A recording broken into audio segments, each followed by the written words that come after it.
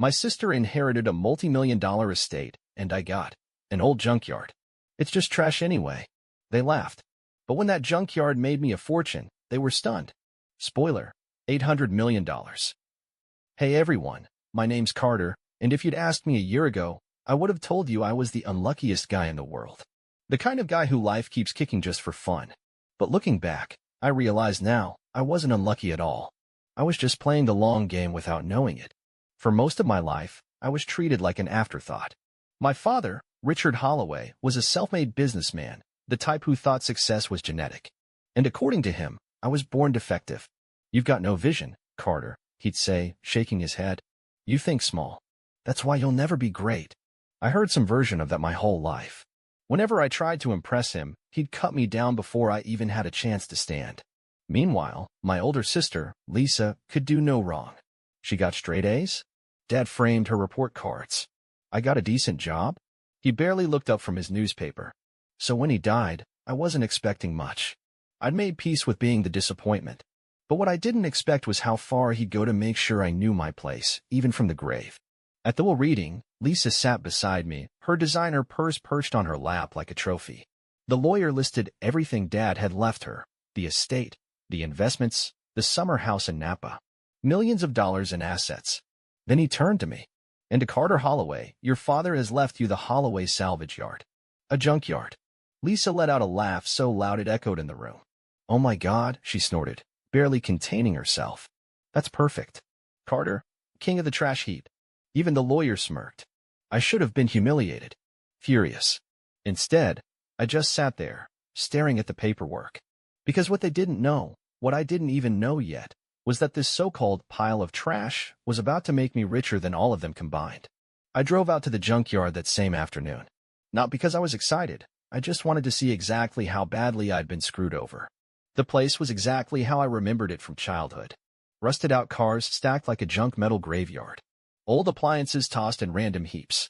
A crumbling office shack with a busted sign that still read Holloway Salvage, as if it were something worth being proud of. A junkyard. That was my father's final message to me.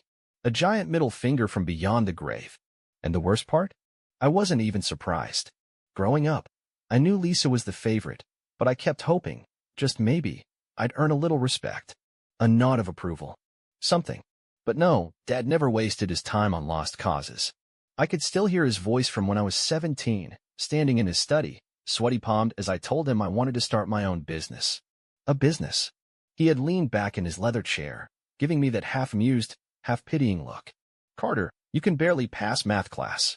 You don't have the mind for money. I do, I'd insisted. I just need. What? A handout. He scoffed. You think I built this empire by begging for favors? No, Carter. Some people are meant to lead. Others are meant to work for them. And that was the end of the conversation. Lisa, meanwhile, never had to ask for anything. She got a brand new BMW at 18, fully paid tuition to an Ivy League school, and a $200,000 wedding because, in my father's words, a Holloway doesn't settle for less. And now? She had everything. And I had this. I kicked an old hubcap, sending it skidding across the dirt. Unbelievable, I muttered. A car door creaked open behind me. Didn't expect to see a Holloway around here, a rough voice called out. I turned to see Rick, the old junkyard manager, stepping out of a trailer. The guy had been running this place since I was a kid, grizzled, permanently covered in grease, and always carrying the smell of cigarette smoke and motor oil. Yeah, well, I exhaled sharply. Apparently, I own this dump now. Rick let out a barking laugh. Well, wow. Yes, that means you're my new boss. That hit weird. I had never been anyone's boss before. Honestly, I hadn't even planned on keeping this place. Yeah, I said. Guess so. Rick eyed me for a moment, then jerked his thumb toward the shack. Come on. If you're stuck with this place, you might as well see what you got. Inside the office, it smelled like dust, motor grease, and bad coffee. Stacks of old invoices and ledgers covered the desk. A flickering fluorescent light buzzed overhead. Rick plopped down in the chair, grabbed a bottle of whiskey from the drawer, and took a swig. So, he said, wiping his mouth, you selling? I hesitated. That was the plan. Dump this place as fast as possible and get something out of it. But the way Lisa had laughed at me. She thought I was nothing. She thought I'd walk away with a couple grand and disappear like the pathetic loser Dad always painted me as. And for some reason, that pissed me off more than anything. What's this place even worth?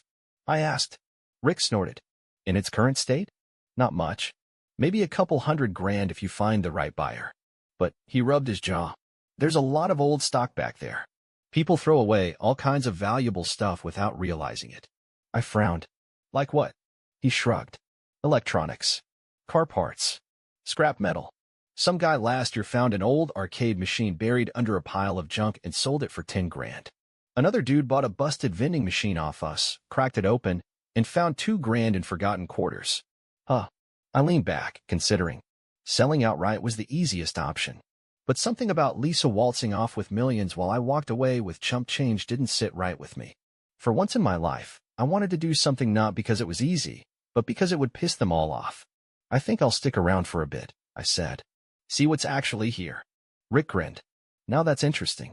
The next few days, I threw myself into the junkyard. I wasn't sure what I was looking for, just something. Anything that made this whole situation suck less. I spent hours digging through old toolboxes, busted appliances, and dusty crates.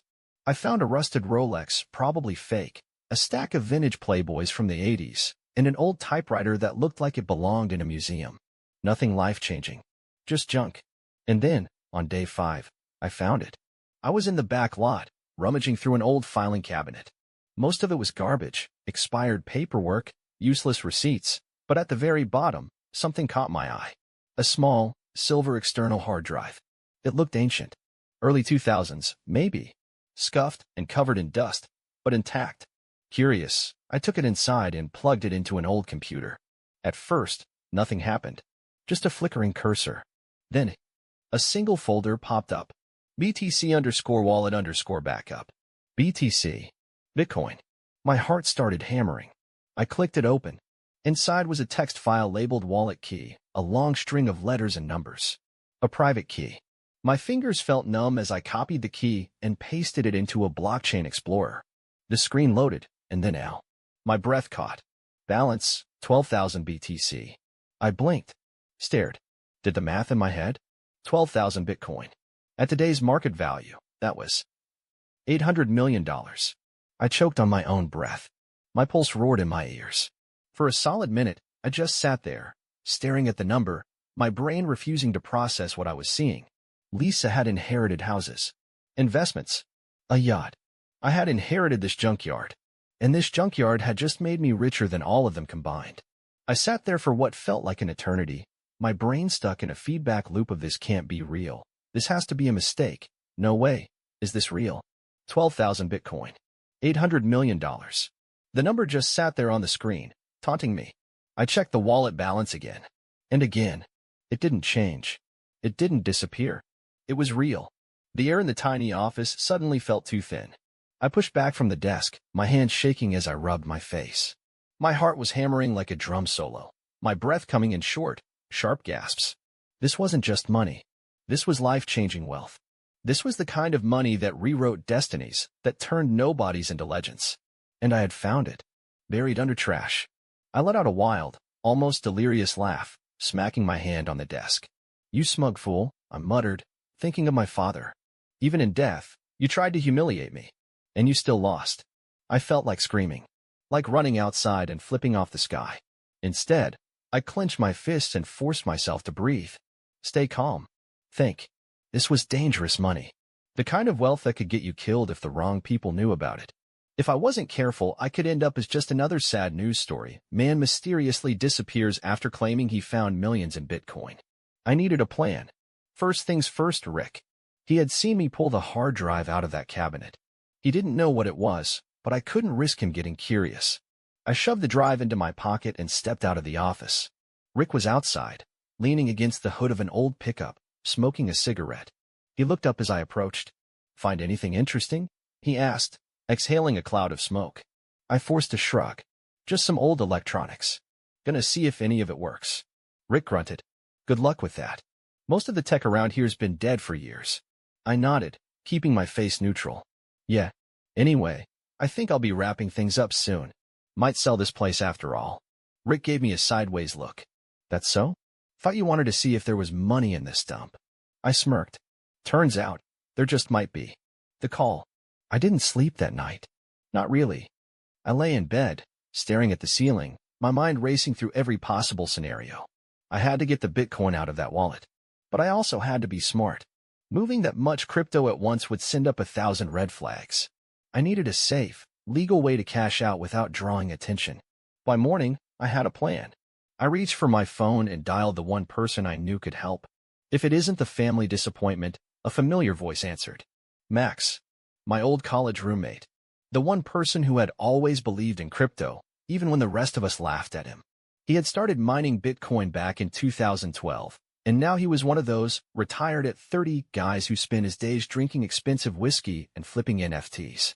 Max, I said, keeping my voice steady. I need your help. There was a pause. You sound weird. What's up? I hesitated, then said the words that still felt unreal. I found an old Bitcoin wallet. Max snorted. What? With like $10 in it? I exhaled slowly. 12,000 BTC. Silence. Then, leave me alone. I'm serious. Another pause. Then, in a much more serious tone, Carter, if you're screwing with me. I'm not. I heard the sharp intake of breath on the other end. Jesus Christ. Yeah. Max went silent again, probably doing the same mental math I had. Then where on earth did you find 12,000 Bitcoin? In a junkyard. A short, stunned laugh. Of course you did. Okay, listen to me. Do not touch that wallet until we have a plan. If you move that much BTC at once, every exchange and regulatory agency on the planet is going to be all over you. Yeah, I figured. Okay. First step, you're going to send me the public key, not the private key, just the public one. I need to verify that this thing is legit and hasn't been compromised. I nodded. Got it. Max exhaled. Carter, if this is real, you just became one of the richest people on the entire planet. I grinned. Yeah, not bad for a guy who got left a junkyard, huh? Lisa finds out. 2 days later, as I was finalizing my plan with Max, my phone rang. Lisa. I almost let it go to voicemail, but then I remembered her smug little laugh at the reading. I picked up. Carter, she said, her voice sugary sweet. How's my favorite junkyard king? I smirked. Oh, just rolling around in all my trash. She laughed. Listen, I was thinking. I might have been a little harsh at the reading. I was just joking, right? I raised an eyebrow. Here we go. And, she continued, I've actually been looking at some investment opportunities. Maybe I could help you sell that junkyard for a good price.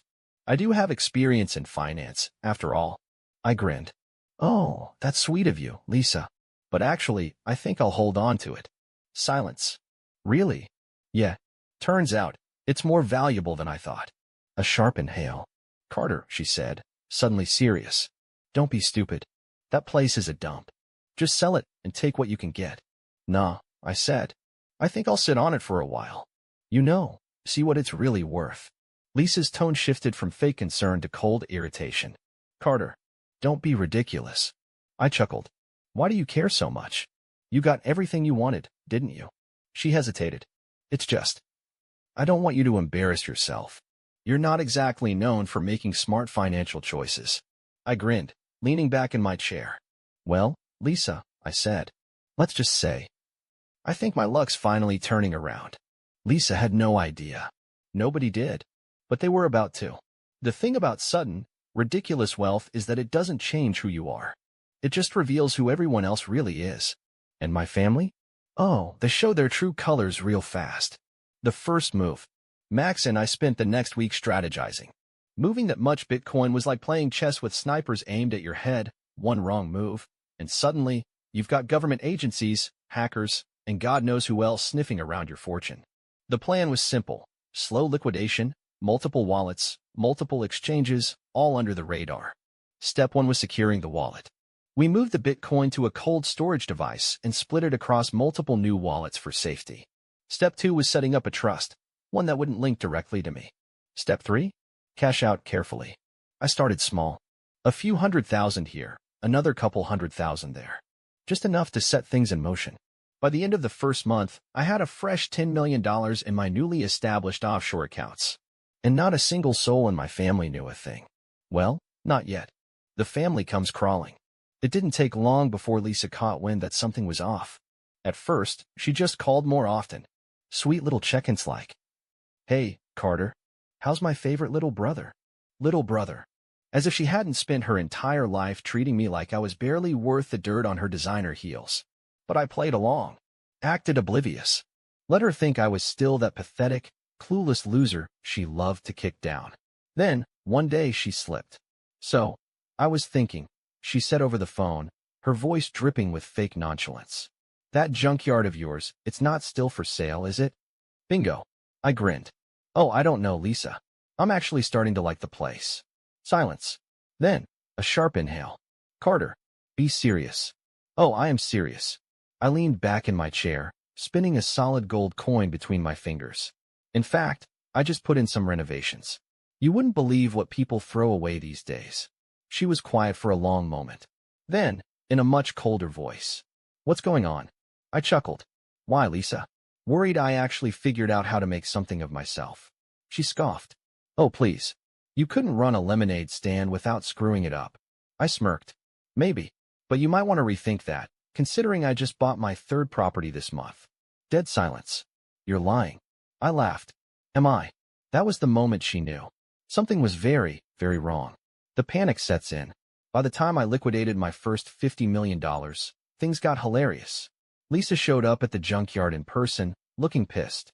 She stepped out of her brand-new Porsche, sunglasses perched on her head, her expression carefully composed.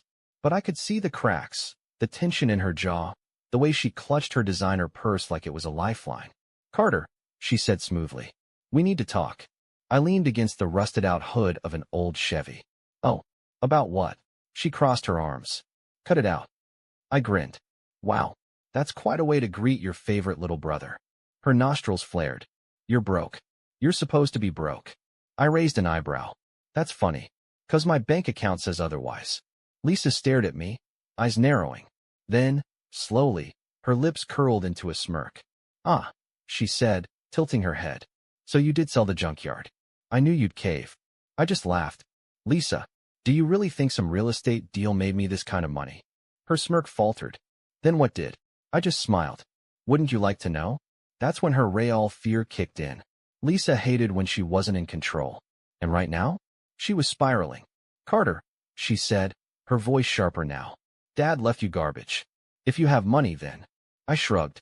"Guess I found treasure in the trash." She clenched her jaw. "Whatever you're doing, you need to be careful. If this is illegal." I burst out laughing. "Oh, now you're worried about my well-being?" She exhaled sharply, then lowered her voice. "Just tell me what's going on." I tilted my head, pretending to think. Then I grinned. "Nah." Lisa's face twisted in frustration. "You're such a child," she spat. "Do you even know how to handle money? You'll burn through it in a year. You're still the same pathetic little failure you've always been." I smiled wider. "And yet, I'm the richest person in this family now." That shut her up. The final blow. By the end of the second month, word had spread. I started making moves. Big ones. I bought a penthouse in Manhattan, a private villa in Italy, and a supercar collection that made headlines. Lisa lost it. I started getting texts. "Lisa, Carter, call me. Now." "Mom. Sweetheart, we need to talk. Your sister is very upset. Dad's old business partner. Heard you made some big investments, kid. Call me." And then, the best one. "Lisa, Carter, I think we should work together. I have some investment ideas that could really help you." I laughed so hard I nearly fell off my couch. This was it. The moment they realized. I wasn't the disappointment. I wasn't the failure. I was the biggest success story this family had ever seen. And they couldn't stand it. They spent years treating me like nothing. Now, they wanted a piece of my fortune. And I was about to show them exactly how it felt to be left with nothing. I sat in my penthouse, sipping a $2,000 glass of whiskey, watching the city lights shimmer below me. A year ago, my family laughed in my face. Today, they were begging. Lisa had called 6 times that morning. I ignored every single one. Mom had left a voicemail that started with, "Honey, we're family," and ended with, "After everything we did for you." Right. Like treating me like garbage was some kind of favor. Even my father's old business associates had crawled out of the woodwork, suddenly eager to mentor me. It was hilarious. I swirled my drink, watching the amber liquid catch the light. They thought I was a joke. Now, I was the punchline they'd never see coming. The final meeting. A week later, I agreed to one final family dinner. Not because I cared, because I wanted to watch them squirm. We met at a 5-star restaurant, the kind Lisa used to brag about dining in. Except this time, I was the one who booked the private room. I was the one paying the bill, and they all knew it. Mom, Lisa, and a few distant relatives were already seated when I walked in. Lisa's face was tight, her perfectly manicured nails tapping against her wine glass. She had a new look now, desperation disguised as fake concern. "Carter," she said, forcing a smile. "You look, well." I smirked. "I know." Lisa's eye twitched. Mom gave me that old, sugary sweet manipulative mom voice. "Honey, it's been so long. We just want to talk." I leaned back. "Talk? About what? How you all cut me out of Dad's well because you thought I was worthless." Silence. Lisa cleared her throat. "Carter, we didn't." I held up a hand. "Spare me. We both know exactly what you thought. And honestly, I'm glad you did." Lisa stiffened. "Glad?" I grinned. "Yeah, because if Dad had handed me millions like he did with you, I might have ended up just as entitled and useless." Lisa flushed deep red. Mom gasped. "Carter, that's not fair." "Isn't it?" I leaned forward. "You called me a loser. You laughed at me. And now? I'm richer than all of you combined. And I didn't have to bow down to anyone to get there." Lisa's hands curled into fists. "That money should have been mine," she hissed under her breath, forgetting, for a moment, to pretend. I laughed. Loudly. "There it is," I said, shaking my head. "You don't care about me. You just can't stand that I won." Lisa shot up from her seat. "You don't even know how to handle that kind of money. You're reckless, Carter. You'll lose it all, and when you do, you'll come crawling back." I smirked. "Guess we'll find out." Lisa's nostrils flared. Mom reached for my hand. "Sweetheart, please. You know we love you." I stared at her. "You love money," I corrected. "You loved me when I was broke and useful. Now, I'm rich and I don't need you. And that's what really pisses you off, isn't it?" Mom's lips parted, but no words came out. I pushed back from the table, tossed my napkin onto my plate, and stood. "This was fun," I said, throwing down a stack of $100 bills for the bill, just to watch Lisa's eye twitch. Then I turned to leave. Lisa's voice cut through the silence. "You'll regret this." I stopped, turned, and met her gaze. "Nah," I said, smirking. "But you will." Then I walked out. And this time, nobody followed. Epilogue. Final message. So yeah, that's the story of how my family laughed at me, threw me away, and then watched me win harder than they ever thought possible. Lisa? She blew through Dad's millions in record time, made a few bad investments, got scammed by some exclusive hedge fund, and had to sell her house just to stay afloat. Mom? Still tries to call. Still leaves voicemails about how family sticks together. I never answer. Me? I wake up in a beachfront villa, drink stupidly expensive coffee, and live my best life. Moral of the story? Sometimes, being underestimated is the best thing that can happen to you. And sometimes, trash isn't trash. It's just treasure waiting for the right person to find it.